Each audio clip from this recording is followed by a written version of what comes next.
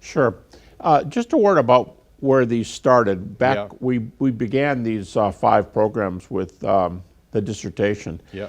And my director, who was a skeptic, said, you can use New Testament verses, but use the ones that are well attested. Don't just cite something that's true because there's a verse there. Yeah, Which- you got your PhD at Michigan State, too. Yeah, and so being a skeptic myself, I actually wanted more than that. I wanted more than just citing those verses, which each independently can be verified for several reasons.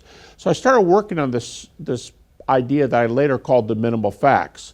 And the minimal facts, I had been working on them for a few years before Michigan State, and what I was doing was, if all I knew were these things, because in the back of my mind, they're the best attested, can I pull it off with just this? And that's how it started. And the definition of the minimal facts, these 6, is that I will use no fact which, upon stating it, it's not verified by a number of other background pieces of data. So every one is not multiply attested, that's a rule of sources, but multiply evidenced with data. It could be an archaeological find, it could be not just a writing. But secondly, if the majority, the vast majority, 90-ish% of scholars don't agree, I don't count it. And that's the reason for the +1 that we're talking about here. So those 6, which I would say are the key, would be Jesus died by crucifixion. The disciples had experiences that they believed were appearances of the risen Jesus.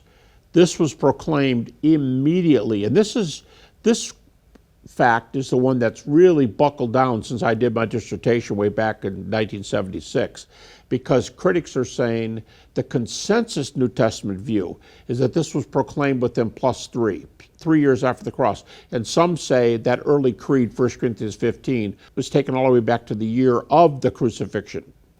People like James D.G. Dunn and people like that. Then they were willing, they turned the world upside down, willing to put themselves in hot spots for this message. Those are 4. Then we have the 2 individuals, James and Paul. And we name them differently, not just to get more facts, but because they're so different. James is the insider. Why me? You love him more than me. I mean, I can just admit, why don't you go tell him to make your bed? Yeah, James was Jesus' brother. James, the brother of Jesus, because James, the son of Zebedee, is already dead. Yeah. He's killed by Herod, and that's recorded early in the book of Acts.